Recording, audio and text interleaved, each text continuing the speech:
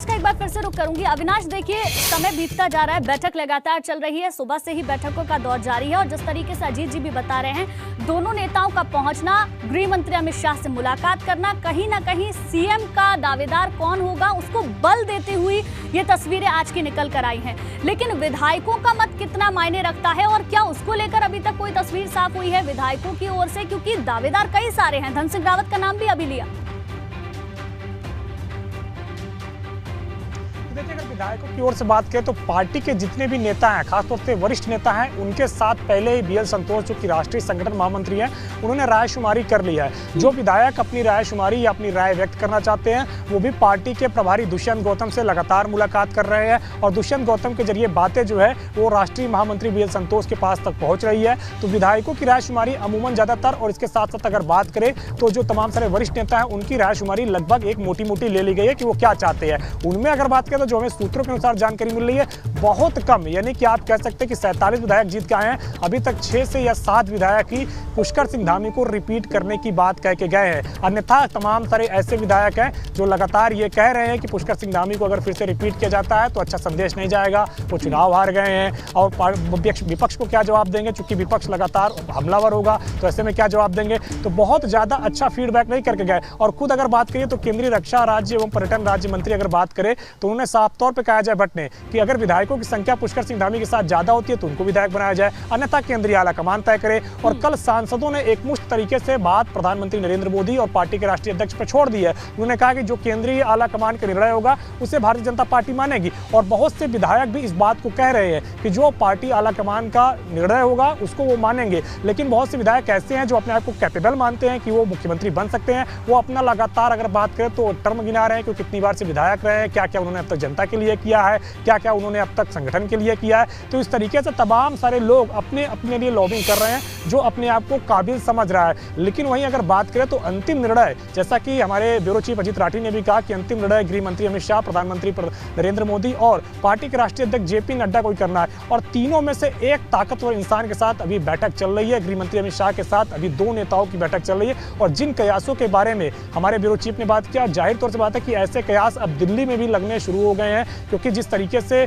पुष्कर सिंह धामी ने अपना पूरी फ्लीट छोड़ी और इनोवा गाड़ी में राज्यसभा सांसद अनिल बलूनी के साथ बैठे, ये अतीत की भी कई सारी तस्वीरें याद कराती है। जब त्रिवेंद्र सिंह रावत मुख्यमंत्री की कुर्सी छोड़ रहे थे तब भी मैं यहीं पर मौजूद था और ऐसी तस्वीर मैंने देखी थी। जब तीरथ सिंह रावत मुख्यमंत्री की कुर्सी छोड़ रहे थे तब भी मैं मौजूद था और ऐसी तस्वीर मैंने देखी थी। और अब आज ऐसी तस्वीर एक बार फिर से देखने को मिली। एक और दूसरी दिलचस्प जानकारी आपको दे देता हूँ।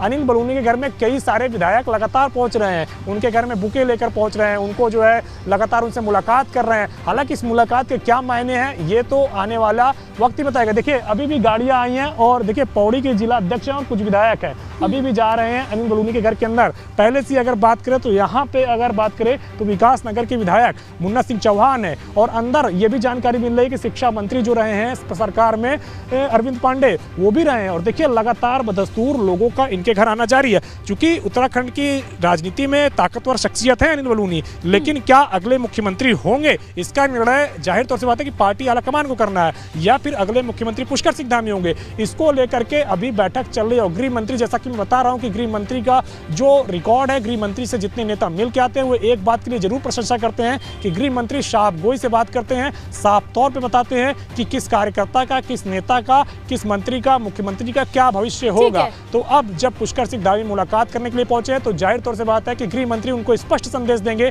कि उनका भविष्य क्या है। बिल्कुल इस बैठक के बाद अविनाश काफी कुछ तस्वीर साफ हो जाएगी। अजीत जी, बलूनी के घर के बाहर भी हलचल है, वो अविनाश ने तस्वीरें भी हमें दिखाई और इस हलचल के क्या मायने निकाले जाएं, क्योंकि एक तरफ चल रही है बैठक, अनिल बलूनी मौजूद हैं, धामी मौजूद हैं और दूसरी तरफ घर के बाहर भी हलचल तेज है।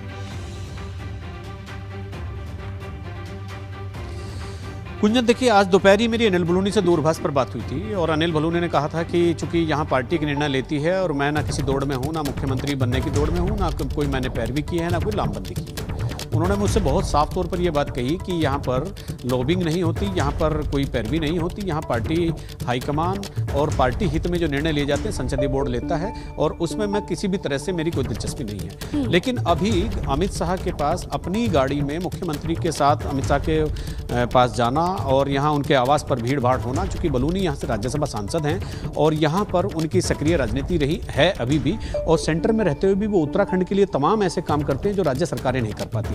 तो जब अगर अनिल बलूनी के घर में भीड़ भाड़ और बड़ी हलचल बढ़ रही है तो ये राजनीतिक गतिविधियों का, बढ़ती गतिविधियों का संकेत दे रही है कि कहीं अनिल बलूनी ही तो अगले मुस्तकबिल नहीं है राज्य के।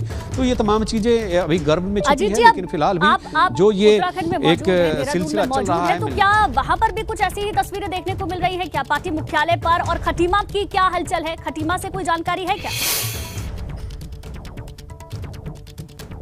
नहीं गुंजन, चूंकि देखिए खटीमा में इस समय तो क्या हलचल होगी, चूंकि मुख्यमंत्री यहाँ पर हैं और दिल्ली में, और यहाँ देहरादून में भी जो प्रदेश अध्यक्ष से लेकर मुख्यमंत्री तक और तमाम बड़े नेता और जो मुख्यमंत्री पद के दावेदार हैं, जैसा अभी अविनाश ने बताया कि रेखा आर्य से लेकर तमाम बड़े लोग वहाँ पर पहुँचे हुए हैं। तो यहाँ तो हलचल पार्टी कार्यालय या मुख्यमंत्री आवास या सचिवालय या विधानसभा कहीं इस तरह की नहीं है, चूंकि पूरा एक निर्णय दिल्ली से होना है। तो सभी बड़े नेता दिल्ली गए हुए हैं, संगठन के भी बैठक लगातार जारी है। बैठक के बाद कुछ हद तक तस्वीरें जरूर साफ होंगी, लेकिन सवाल सबसे बड़ा यही बना हुआ है कि कौन होगा आखिर उत्तराखंड का मुख्यमंत्री।